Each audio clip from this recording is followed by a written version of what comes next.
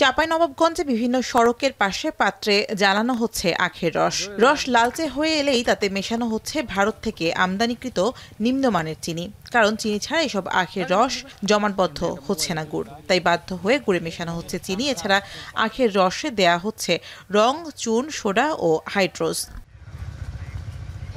চাঁপাইনবাবগঞ্জে সবচেয়ে বেশি আখ উৎপাদন হয় শিবগঞ্জ উপজেলার পুটিমারি বিল, নাককাটিতলা ও ধাইনগর এলাকায়। তবে এসব এলাকায় মিল না থাকায় আখ দিয়ে শতভাগ গুড় প্রস্তুত করেন স্থানীয় চাষিরাই। তাদের অভিযোগ, কয়েক বছর ধরে অতিরিক্ত সার প্রয়োগের কারণে এসব আখের রসে জমাট বাঁধছে না গুড়। ফলে বাধ্য হয়েই চিনি ব্যবহার করছেন তারা, যা দেদারসে বিক্রি হচ্ছে হাটবাজারে। সার দিচ্ছি আমরা, সার দিয়ে ধরেন কুচর ভালো হয়েছে, দেয়া ভালো হওয়ার পরে ধরেনকে রস হয়েছে, দেয়া ধরেন কি গুড়টা জমছে না, আমরা ধরেন ক্ষতিগ্রস্ত হয়েছি। জমিতে সার অতিরিক্ত মারছে, তার জন্য জমছে না গুড়। বিঘাতে 40 মন করে রসুন করছে, পেঁয়াজ করছে, তার মধ্যে বগা করছে, দেনে গুড়টা জমছে না। আখের ফলন দিচ্ছে সার ব্যবহার করে, কিন্তু আমাদের হচ্ছে যে গুড় হয় আখ থেকে, ওই গুড়টাতে হচ্ছে ফলন দিচ্ছে না। জমিতে প্রচুর ইউরিয়া সার ব্যবহার করে।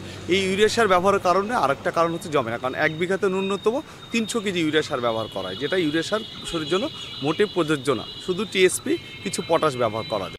গবেষকরা বলছেন, মাটিতে রস থাকলে কিংবা জমিতে ইউরিয়া সারের পরিমাণের তুলনায় বেশি ব্যবহার হয় তৈরি হয়েছে এমন পরিস্থিতি। আর কৃষি অধিদপ্তর বলছে, আখের সঙ্গে সাথী ফসল হিসেবে রসুন, ধনিয়া সহ বিভিন্ন ফসল চাষ করায় শক্তি হারাচ্ছে কৃষি জমি। ফিজিওলজিতে আসলে বলা হয় যে আখের চিনিটা জমার জন্য 3টা ফ্যাক্টর দায়ী।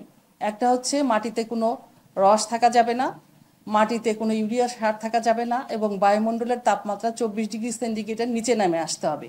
এরকম একটা অবস্থা যখন হবে, তখন আখের মধ্যে সর্বোচ্চ পরিমাণ চিনি উৎপাদিত হবে এবং সেই অবস্থায় গুড় বানালে গুড়টা জমবে। ইমম্যাচিওর আখটাকে তারা আপনার হারভেস্ট করছে, সংগ্রহ করে নিয়ে তার ভিতর হয়তো চিনির যে ঘনত্ব থাকার কথা, সেই ঘনত্ব না থাকার কারণে এটা হয়তো জমে না। আমাদের যেটি পরামর্শ থাকবে, আসলে যে ফসলটা যখন লাগাতে হয় এবং যখন কাটতে হয় বা সংগ্রহ করতে হয়, সেই জিনিসটাকে যদি আমরা নির্দিষ্ট রাখি, তাহলে আমার মনে হয় যে এই ধরনের সমস্যার সম্মুখীন হবে না। জেলা সিভিল সার্জন বলছেন, গুড়ের চিনি মিশ্রিত হওয়ার কারণে ঐতিহ্য হারাচ্ছে গ্রাম বাংলার গুড়ের স্বাদ। এছাড়া বাড়ছে স্বাস্থ্য ঝুঁকি। দেশীয় ঐতিহ্য, এই যে আমরা যে গুড় খাচ্ছি, সেই গুড় যখন এটাকে আস্তরণ হিসেবে জমাট বাঁধার জন্য বর্তমানে বিভিন্ন জায়গাতে ইন্ডিয়া থেকে আগত কিছু নিম্নমানের রস বা গুড় বা চিনি ব্যবহার করা হচ্ছে, যেটা আদৌ স্বাস্থ্যসম্মত নয়। গত বছর চাঁপাইনবাবগঞ্জ জেলায় আখ চাষ হয়েছিল 5320 হেক্টর জমিতে, যা চলতি বছর কমে দাঁড়িয়েছে 4850 হেক্টরে।